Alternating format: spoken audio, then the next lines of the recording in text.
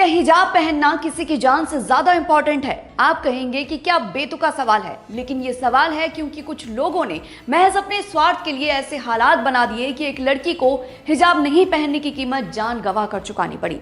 आज हम बात करेंगे उसी लड़की की जिसका हिजाब सारी दुनिया में हिजाब पर बहस की वजह बन गया। साल था 2022। एक 22 साल की लड़की महसा अमीनी जो अपने परिवार के साथ तेहरान घूमने आई थी। एक आम सा दिन, बेहद आम सा सफर, लेकिन उसी दिन उसकी जिंदगी पूरी तरह से बदल गई। पुलिस ने उसे रोका और कुछ ही घंटों बाद वो जिंदा नहीं रही। गुनाह बस इतना था कि हिजाब ठीक से नहीं पहना था, लेकिन उसकी मौत सिर्फ एक मौत नहीं थी, वो एक चिंगारी थी जिसने बारूद के ढेर पर बैठे फारस को आग की घाटी में बदल दिया। महसा अमीनी वो कोई एक्टिविस्ट नहीं थी, कोई सियासी चेहरा नहीं थी, कोई क्रांतिकारी पहचान भी नहीं थी उसकी। वो बस एक आम सी लड़की थी, छोटे ख्वाबों और औसत जिंदगी की चाह लिए एक 22 साल की लड़की अपने परिवार के साथ छुट्टियां मनाने गई थी।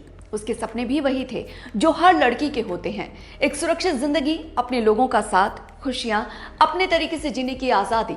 वो कोई सिस्टम बदलने नहीं निकली थी, लेकिन उसे नहीं पता था कि उसका नाम ही सिस्टम के लिए चुनौती बन जाएगा। कभी कभी इतिहास बनाने के लिए क्रांतिकारी होना जरूरी नहीं होता, कभी कभी एक साधारण लड़की भी इतिहास बदल देती है। तेहरान की एक सड़क, भीड़, हलचल, एक सामान्य दिन, और तभी उसे रोक लिया गया। रोका किसने? मोरालिटी पुलिस ने। वजह थी उसका हिजाब, जो उनके हिसाब से ठीक नहीं था। कोई अपराध नहीं, कोई हिंसा नहीं, सिर्फ कपड़े पहनने का तरीका, और उसके लिए उसे हिरासत में लिया गया। चंद घंटे गुजरे और मासूम महसा अस्पताल में थी, कोमा में।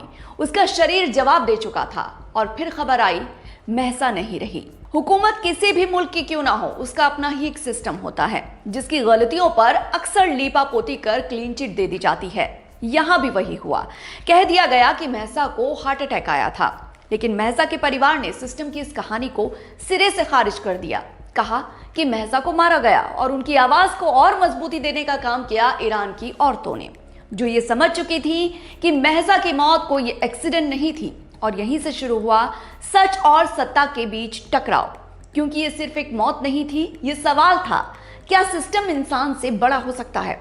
अब सवाल उठता है कि ये मोरालिटी पुलिस है क्या? तो ईरान में एक विशेष यूनिट होती है जिसे गाइडेंस पेट्रोल कहा जाता है।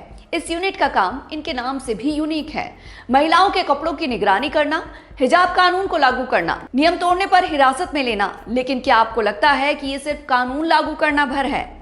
नहीं, ये निजी आजादी को कंट्रोल करना है। 1979 की इस्लामिक क्रांति के बाद ईरान में हिजाब कानून जरूरी कर दिया गया, यानी अब ये चॉइस का मामला नहीं रह गया था, ये कानून बन गया था। और जैसा कि आप जानते ही हैं, कानून के साथ आता है फेयर, पनिशमेंट और कंट्रोल। जब कोई कपड़ा पहचान बन जाए और पहचान कंट्रोल का जरिया, तो समझ लीजिए कि बात कपड़ों से कहीं आगे निकल चुकी है। यहाँ हिजाब विकल्प नहीं है, सत्ता का एक प्रतीक है।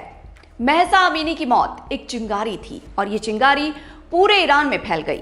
हजारों महिलाएं सड़कों पर उतर आईं, उन्होंने अपने हिजाब जला डाले, अपने बाल काट डाले, खुलेआम विरोध किया। लेकिन ये सिर्फ विरोध नहीं था, ये बगावत थी, डर के खिलाफ बगावत। एक नारा गूंजा, विमेन लाइफ फ्रीडम। यह आंदोलन सिर्फ एक वारदात का रिएक्शन भर नहीं था, ये दशकों की घुटन और दबाव का एक विस्फोट था। दबी हुई आवाजें उभरने लगी थी। सबसे खास बात यह रही कि इस बार महिलाएं डर नहीं रही थी। वो जानती थी कि कीमत चुकानी पड़ेगी, लेकिन चुप रहना अब मंजूर नहीं था। वो कहते हैं ना कि डर के आगे जीत है।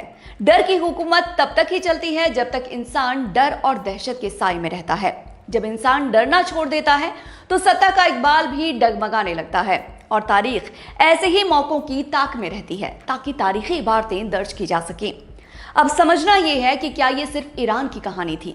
नहीं, महसा अमीनी का नाम सरहदों की हद के पार निकल चुका था। दुनिया भर में प्रोटेस्ट हुए, सोशल मीडिया पर कैंपेन चले, सेलिब्रिटीज और एक्टिविस्ट ने आवाज उठाई।